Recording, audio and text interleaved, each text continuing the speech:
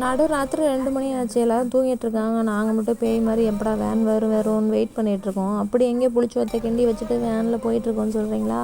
தூத்துக்குடி தான். எங்கள் தம்பி வந்து பிஆர்எஸ் தூத்துக்குடியில் இருக்கான், பேரூரணி. அவனை பார்க்குறதுக்காக தான் போயிட்டுருக்கோம். உள்ளே போய் 7 மாதம் ஆயிடுச்சு. அவனை போய் நாங்கள் விசிட் பண்ணவே இல்லை. அதனால் வேன் எடுத்துகிட்டு போய் ஃபங்க்ஷன் பார்க்கலாம் அப்படின்னு போயாச்சு.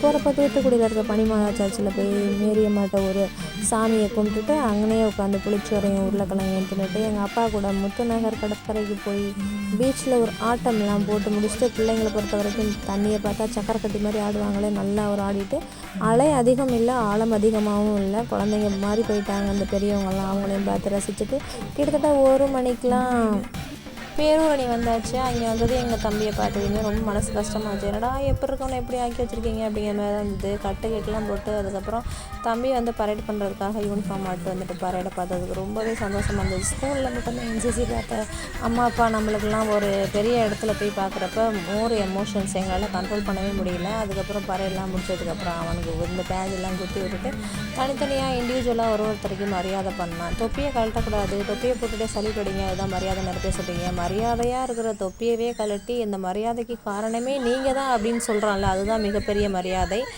இந்த இடத்துல வந்து எங்களால் எமோஷன்ஸை கண்ட்ரோல் பண்ண முடியவே இல்லை. இவ்வளோ சூழ்நிலையிலையும் எங்கள் மேலே இவ்வளோ மதிப்பு மரியாதை வச்சு எங்களுக்கு நன்றி செலுத்துறீங்கன்னு சொல்லி எல்லாருமே ஆனந்த கண்ணீர் கடலில் முழுகணும். ஃபைனலி அவனை பார்த்துட்டு ஃபோனை எல்லோரும் ஃபேமிலியோட ஃபோட்டோஸ் எடுத்துகிட்டு கிளம்பியாச்சு. எத்தனை பேர் எங்கள் தம்பி கூட பிஆர்எஸில் இருந்தீங்க அப்படிங்கிறத கமெண்ட் பண்ணுங்கள்.